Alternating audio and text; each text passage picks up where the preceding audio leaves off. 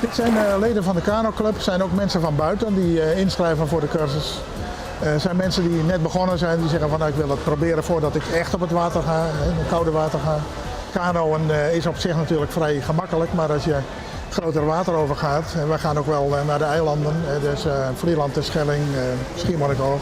Nou ja, dat zijn leuke tochtjes. Ja, dat is echt, je moet dus verstand hebben van het weer en van navigeren en van golfslag. En eigenlijk is het een soort vaarbewijs in een heel klein bootje.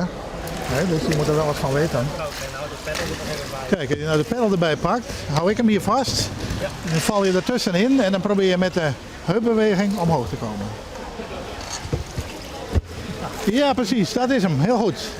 Gaat hij om? Ja, doe maar jongens. Gaat hij om? Kun je ernaast varen. En dan mag hij niet eerder wat doen als dat je zijn hand hebt gepakt. Want anders zou hij misschien eerst de andere kant de peddel aantikken. En je ziet dat hij zo keurig boven komt. We doen het ook wel eens in koudwetter. We oefenen dit ook wel eens in de natuur. Hè? In de simmer, als het net het koud is, dan oefenen we er ook wel mee. Maar ja, dat is een soort willen gaan met mij naartoe. Dat is het leuke ervan. Ja, je hoort er wel wat aan deze cursus. Jazeker, ja. Dit is denk ik ik kano nou 20 jaar. Ik denk dat dit de tweede keer is dat ik dit nou doe. Dus om 4 jaar dan doe ik dat eens een keer. Om dat toch een beetje paraat horen, hè, die kennis. Ja. En jou ben ik al aardig op leeftijd, hè?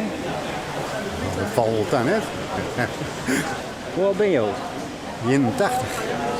Ja. Maar ja, ik ben nog wel aardig soepel, ik dit wel. Hè? En ik ben net ziek gelukkig.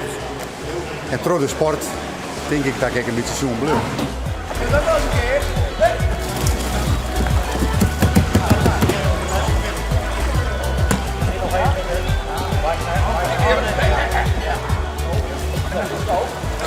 Dit